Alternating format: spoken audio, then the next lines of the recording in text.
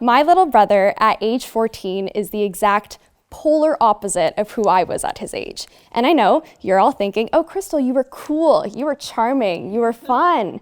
Yeah, no, I was none of those things, but my brother, he is. And he's also really funny.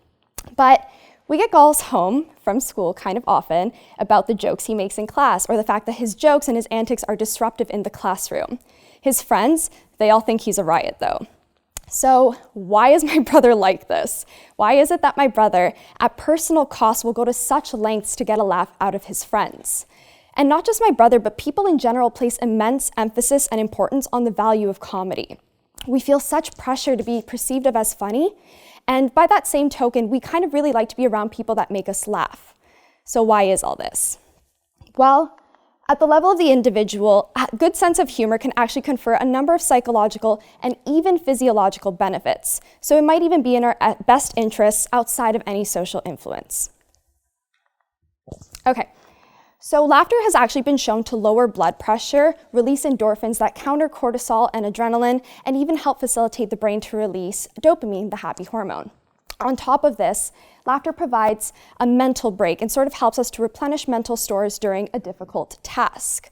So a study actually found that participants who watched a funny video beforehand spent almost twice as long on a difficult task compared to those who watched either a neutral video or a positive but not funny video. Not that any of this is relevant to my brother, because he doesn't do work of any kind ever. Yes, this talk is actually like a thinly veiled roast of my brother. Okay. So moving on, we can actually look at how humor plays into group dynamics and social situations. This is arguably most important to us in our everyday lives as we navigate ever-changing social interactions and we go about our daily lives talking to different people every day.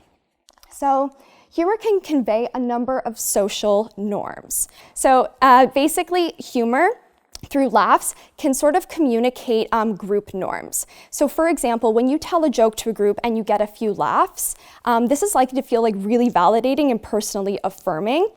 But as well, when you tell like a joke that's more likely to push the boundaries of social norms, this is far less likely to be received well by a group, and you're less likely to make that joke again.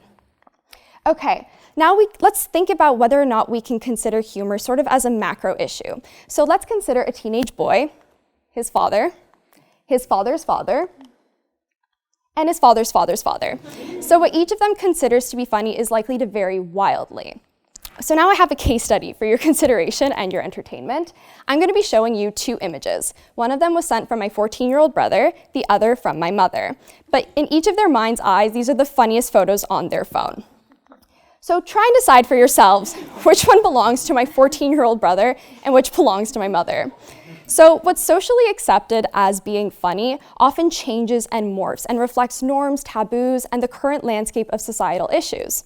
So it's been noted that Gen Z humor, or Zoomer humor, can be kind of risque and weird compared to like 90s sitcoms of sexually liberated groups of friends in rundown apartments, or 2000s like workplace-based humor.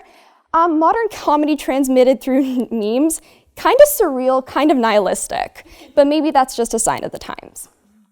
Okay. As well, we can also consider how humor plays into theories of human evolution. So for someone to sort of correctly execute humor by this token, we can say that like it can advance one's social status while also decreasing the social status of other individuals. So a sense of humor can often indicate whether one is able to create and maintain a vast social network, and this can often translate to a greater pool of available resources. As well, a sense of humor often correlates with like intelligence, so this can directly increase mate value as well. So we've looked at humor on a global societal scale, we've looked at humor in a group, and we've looked at humor at the level of an individual. This is my little brother when he was 8 years old, and in this video you can't hear it, but he's roasting me at length for having no social life when I was in grade 9. And I bet he thought he was real funny at the time. But you know what, joke's on him, because now I get to make fun of him in front of you all, but for science. So it's clear that sort of like the lessons that we can learn and the way that we can see humor applied in his life, in my own life, and the lives of pretty much everyone you know, there's actually a lot of lessons to be learned. So it's clear that like the complexities and nuances of humor that we can analyze, delve deeper into, and break down, maybe humor is serious business and no laughing matter after all. Thank you.